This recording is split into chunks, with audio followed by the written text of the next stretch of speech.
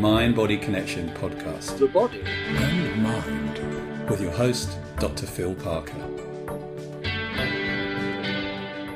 Hi and welcome to this episode of the Mind Body Connection. I am Dr. Phil Parker, and today I'm going to talk about something I think you'll find really interesting in using language to change how we feel about stuff.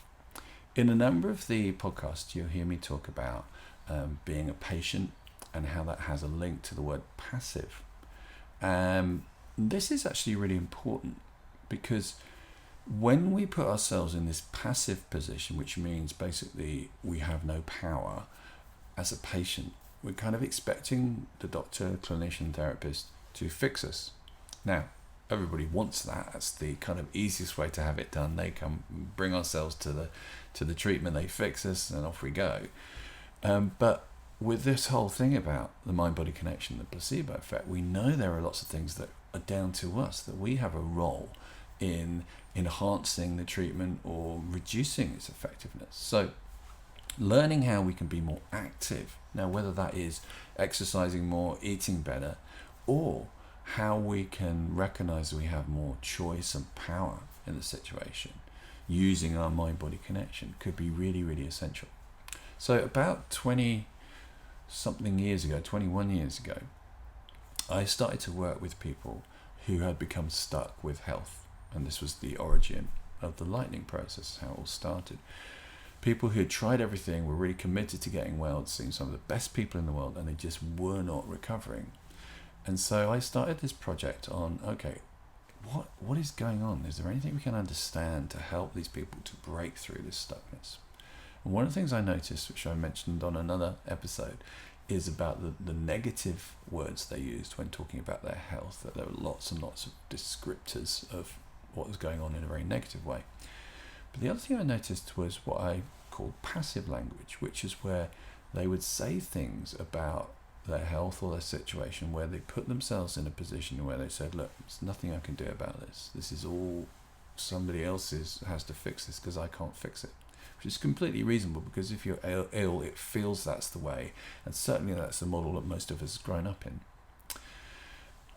But it was clear that this was a feature, and I was like, okay, well, how are we going to change this? And so I had to invent a new word called the do. I've got a picture of it here if you're watching the video. The do, which looks like that. There it is. D-U with a circumflex over the U, a little hat. So let me explain the do. So the do is similar to the normal verb do with an O, but instead of having an O, it has a U. And the reason it has a U is it says, look, you're involved somehow in this, but it's unconscious and unintentional, so you're not to blame for it. So let's look at how we use it, and we'll make it clearer. Somebody says, I am stressed about the world economy or the climate crisis. Then what we see here is that the way they've described it is that the climate crisis or the world economy is what's causing them their stress. And because they can't really do that much about the climate crisis or the world economy individually, they are kind of destined to feel stressed until that problem is resolved, and they don't really have the power completely to resolve that on their own. And this puts them in a disempowered position.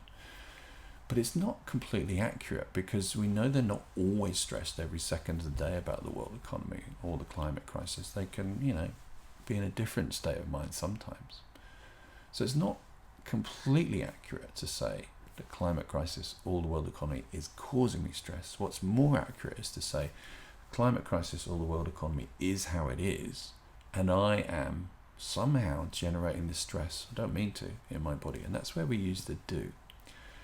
So what we do is encourage people to move from I am stressed about this to I am doing stressed about this. Now, if you just try this on, if you say I am stressed about something, name it, and then change it to I am doing stress about this thing, a couple of interesting things happen. First of all, it sounds weird. It sounds wrong. And the point of that is to jolt us out of our normal relationship to this, where it doesn't feel like we've got any power. The second thing that happens when you use the do is you suddenly realize that, wait a minute, if I am involved in this, and remember it's unconscious and unintentional, so you're not to blame for it. If I'm involved in it, if I'm somehow, it's my nervous system that's generating the stress as a result of these external events, then maybe there might be a way for me to calm down my nervous system, to get it to not do stress and to do calm, or to do action, or do something about this. The other thing it does is it brings a sense of temporariness to it. There's a sense of, I'm currently doing stress, like that there could be an end to it, rather than that's just how it is. It's a process. Technically, this moves it from what's called a nominalized verb, which sounds like a noun, like stress, and brings it back to being a verb, which is an active process. The other thing it does is it kind of gives us a sense of distance, like, it's kind of, it's not in me, it's not just there, it's like I have this sense of opportunity that I can do something about it. Now, the concept behind it, taking responsibility, becoming active, all those things, are not new. They exist in other areas. But what's interesting about the do is by using just a single word, just throwing in this word into sentences, it really creates change, and that's quite new. The other interesting thing about the do is you can use it in health issues. So if you talk about go to the doctor and they say, look, you've got some inflammation, then what you come away with is this sense of, I've got inflammation, this thing, or I've got an infection. But if you look at the medical textbooks when you're training, it doesn't say inflammation, doesn't say infection. It talks about inflammatory processes and infectious processes, because they're quite complicated. So if you look at an infection or infectious process, it's a process, it's a series of steps that occurs. First of all, some external organism comes in, some bug invades us. It lands, and then we have these white blood cells who rush out and sniff it and lick it to find out, does this belong to us? Should it be here, or is this foreign? So they check out usually the proteins on the outside of this invading cell. If they think it's bad, they will then send signals, often chemical signals, to their friends who are waiting over there somewhere, and they'll come rushing in when they hear this signal, or sense this signal, and they'll attack this bug and they'll fight it, and some of them will die, and hopefully they'll win, and then you recover. And that whole process is the infectious process of infection, infectious process. There's an inflammatory process that goes on alongside, which is producing the heat, producing fluid production. But you can notice it's incredibly active. There's lots and lots of stuff going on at the same time. Now, when you go and see your doctor, they don't have time to explain all this is going on. So they just say, look, you've got an inflammation or you've got an infection. And in that moment, it loses this kind of dynamism that's naturally occurring within your body. And it feels like, I've just got an infection, I've just got an inflammation, there's not much I can do about it. But if we remember it's a process and use the do and say, I'm doing inflammation, then it becomes much clearer what's going on. It's actually more accurate. That's what's occurring.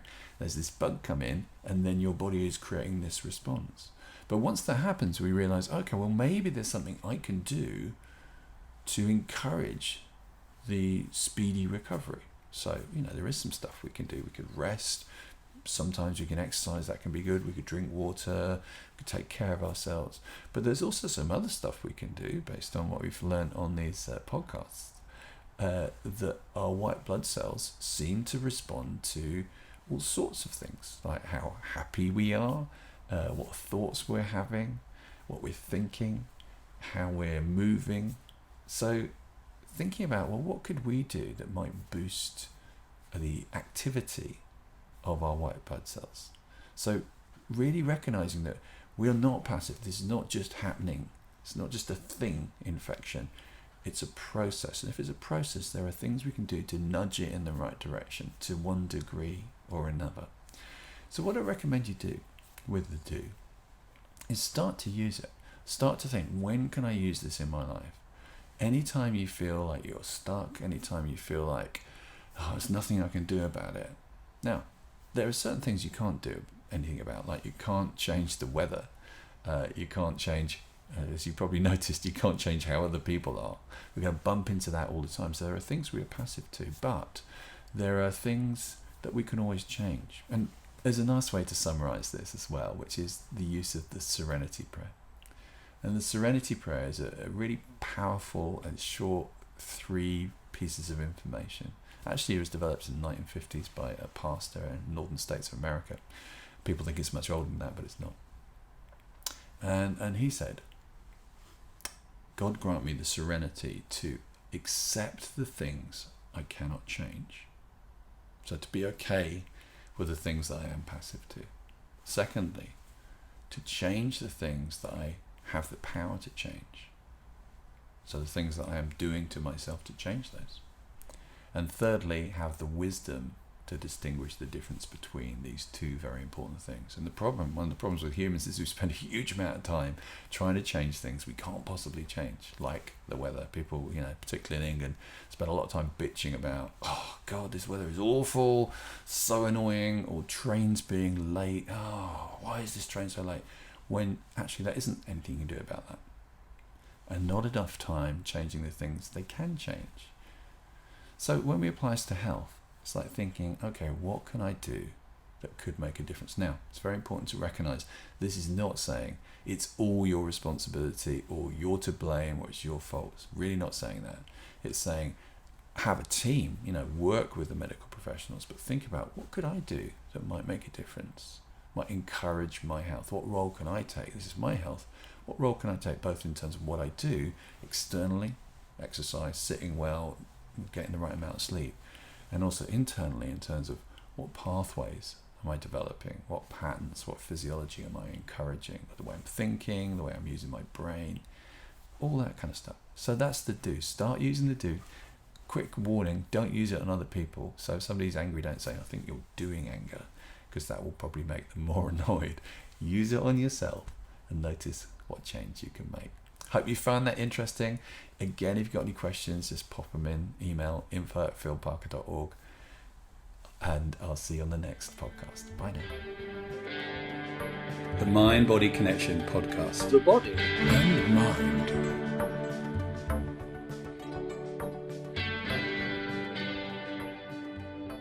I hope you enjoyed this episode. Please do subscribe to us on iTunes, like it, review it, and share it. The more people know about this, the better. And don't forget to join our podcast mailing list by going to philparker.org/yes, and you'll get extra stuff, bonus material, and program notes. See you there.